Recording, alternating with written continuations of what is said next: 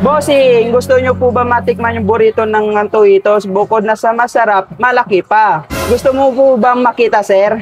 Sige nga, tignan ko nga. Eto, sir, oh. Tarugo yan, sir.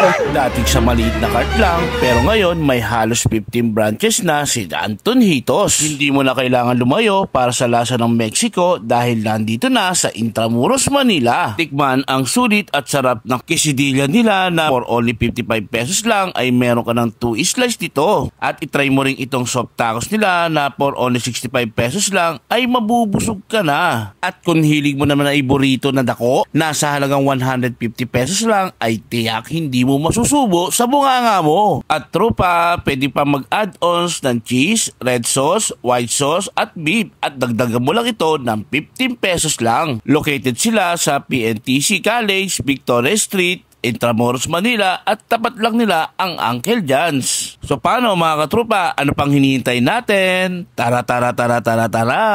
So tropa, Antojitos dito sa Intramuros. Nako, try natin. Bossing, ano mga bestseller mo dito? Ito po, boss. Mayroon po tayong burrito, quesadilla po, boss, at soft taco. Soft taco. So magkano naman ang presyo niya, sir?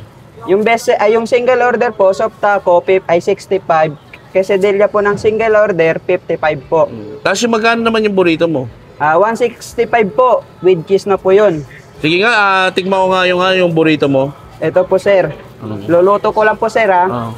So yan, ano yan? Ano yung nilalagay mo? Cheese? Cheese po, sir. Yan po, Yan, ganyan cheese. po kadami kahit hindi po nakablog yan, sir. Yan. Di ba pang-vlogger yan? Baka Hindi po, pang-vlogger yan, sir. ha? So nilagyan ng cheese trupa. Tapos meron pa siyang ilalagay na iba. Ayan, ano nilagay mo dito? Burrito rice po, sir. Burrito rice siya. Yan po, sir. So yan, nilagyan ng burrito rice. Mayroon po tayong beef. Beef. No? Yan, Na pinakamasarap sa Antojitos. Yan. All halal to, no? Yung ano nyo, no? Halal Yes po, talaga to. sir. Yan, no? Sarap niyan. Tapos, Tapos ito po, lalagyan ng, ano? Ng corn, sibuyas, Sige. and kamatis. Corn. Tapos sibuyas. Sibuyas, sir. Tapos nilagyan ng Kamatis. kamatis. Ayan, no? Ito, sir, para Yan, oh. sa'yo. Yan. Repolyo sabay rolyo. Rolyo, sir. Repolyo sabay rolyo. Aray mo. Aray mo. Ayan, o. Naman, laki ng ano niya, o.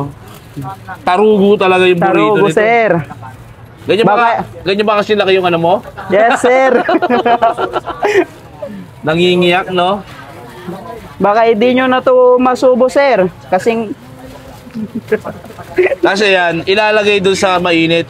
Yes, sir. Iluluto. Iluluto ko lang ng 1 minuto. May pagkain ka na ng Mexican food, sir. Yun. So, yan siya, o. Aray mo. Aray mo. Yung ano mo, quesadilla mo. Quesadilla, sir. Oh, yun ano, pwede bang 4 pieces? Pwede, sir. Yan, yung 4 pieces niya, ano, 110 lang po ito. 110. Kung may tawad ka sa kabila. Nilagyan din ng cheese. Yan, sir. Yan, cheese. Ganyan, sir, oh. Yan. Yan. Solid. Solid. Tapos lagyan mo na, may add-ons din yung ano, no? Yung Pwede nga sibuyas, ano, vegetable, kamatis. oh. Palagyan ako ng sibuyas kamatis. Pwede, sir. Ito, sir, oh. Yan, ang dami. Oh, sarap yan. Baka makalimutan mo pangalan mo dito, sir. Oh, yan na. Tapos, tatapalan ng another pita. Yan. Yan. Iluluto doon sa ano. Yun, no? Yun, oh. Yun, sarap po. Ito yung overload. Kaso nga lang, mag-add ka, no? Add lang po add ng 15 pesos. 15 pesos sa mga gulay. Sa bawat gulay na ilalagay mo. Yan. Yung burrito mo, 65 po. with cheese na 165 po yan. siya. Yun. So yan, trupa. Titikman na natin siya. Hintayin na lang natin yung tacos. Nice one. Okay, sir. Thank you. At eto na trupa, titikman na natin siya dahil walang sounds yung ating audio. Yan. Ito yung spicy chipotle nila. Yan. At ito rin yung masarap nilang sauce. Yan, yan.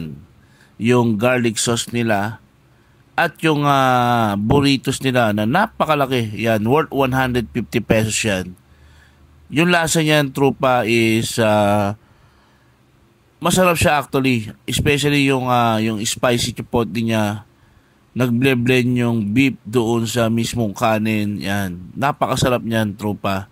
At sulit sa 150 pesos. Yan, must try din yan, tropa. Dito sa Antonjitos. Yan, sarap niyan. Ito naman yung soft taco nila. Yan. Yung tacos niya, hindi siya crunchy. Yan. Soft siya. Masarap siya.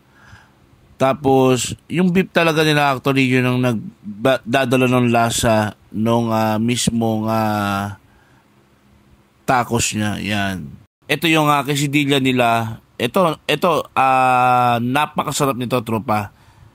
Cheesy.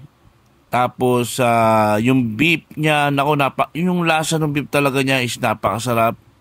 Especially kung padadagdagan mo pa ng cheese. So, yung cheese nila is homemade. Yan. Napakasarap yan, tropa. Approve na approve yan. 100%.